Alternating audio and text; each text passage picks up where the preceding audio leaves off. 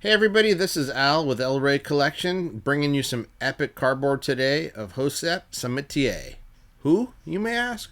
Well, Josep was a great early Spanish midfielder. He was the Iniesta of the day, especially to Paulino Alcantara for most of the early 1920s. And he still is one of the top five official goal scorers for Barcelona with more than 180 games in more or less twice. I mean, 180 goals in more or less twice as many games. So here you have, just one of the greatest playmakers of the early generation. He ultimately, is a part of 12 Catalunya championships. I think five or so. Copa del Reyes. He wins the very first La Liga championship as a player, and then when he comes back in the late 1940s, he also wins Barcelona's second La Liga championship at that time. I think it's 1945. So huge, epic, great midfielder.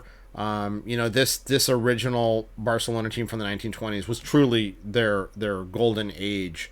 Later to be repeated with limited success at various points over the next century. Of course, now we're living through yet another golden age.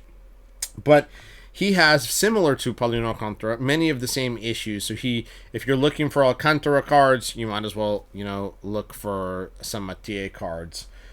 He also, after in the Spanish Civil War, ended up playing in France for a few years, where he played quite successfully again. I think he reunited with Ricardo Zamora with a Nice team. Anyway, let's get to some of his epic cardboard, because it is just like the Alcantara stuff, just off the charts for my take. So here's you'll remember the La Confianza, beautiful advertising here on this just fantastic set, one of my all-time favorite sets, Spanish sets that were ever produced. Here's an excellent picture on his portrait. Again, you can search Total Collection for his cards.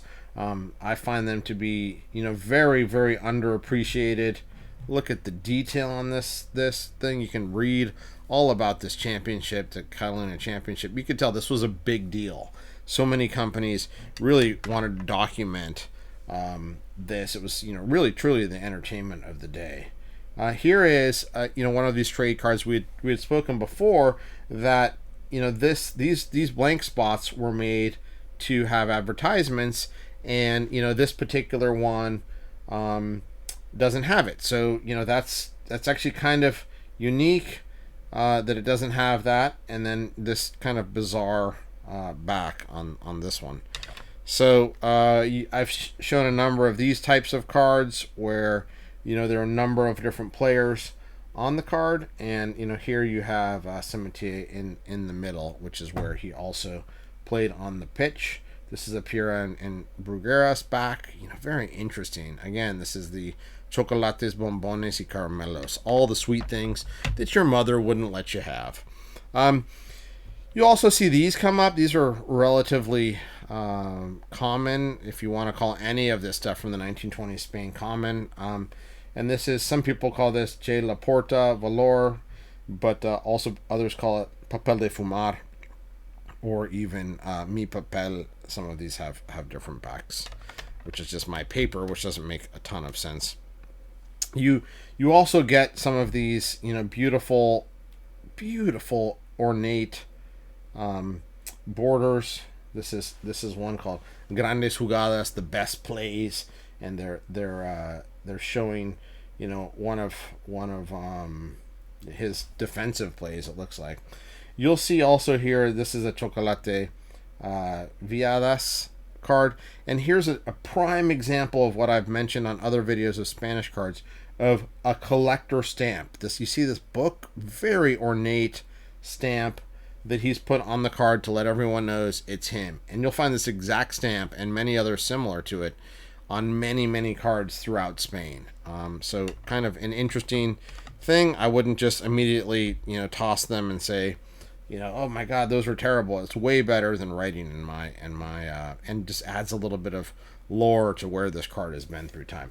Here's another one, Chocolates Orthi. Just love these, Art Deco. I mean, only 1920 Spain made cards like this. And look at this beauty down here. I almost feel like I'm looking at paper money. It's just so ornate, so special. So here's one more here where you kind of see him playing. This is the championship of football. Again, these card series would talk a lot about a specific tournament or the best plays of the year, and then all the different chocolate companies would buy those cards, stamp them with their own stamps, and distribute them as advertising. And then here you can see on this back, I think it's Nicholas or something. He stamped his name on. So instead of writing his name, they would have these stamps and they would just stamp them. So I find that fascinating. And to kind of close it out, here's just a couple of other super cool Art Deco ones. I don't have all of these graded. Decided to show you some ungraded ones as well, just because the beautiful imagery on this. Chocolates Guillen, very special. And then this one, which is one of my favorites, actually. It's part of a card. Big corner missing. You're gonna have to get comfortable with non-perfect cards out of Spain. I think assume everything you get's a PSA 1 or 2 or SGC 1 or 2. It doesn't bother me at all. These are amazing collectibles with about absolutely historic players. Look at this, El Elefante. I mean, that's just freaking amazing. El Elefante, the elephant, right? So these are just great stuff. Again, maybe not a household name for most people. If you're a Barcelona fan, you should definitely look into him. If you like midfielders, epic midfielder. Really kind of was a hero for many different clubs. Again, he won for Barcelona as a manager and a player. He won in France. He won the silver medal, I think, in 1920 for Spain. So he's kind of the one of the first real true documented field generals. He played in a great system with Jack Greenwell, Paulino Alcantara, Zamora for a few years. Just a great name, super underrated name in my opinion.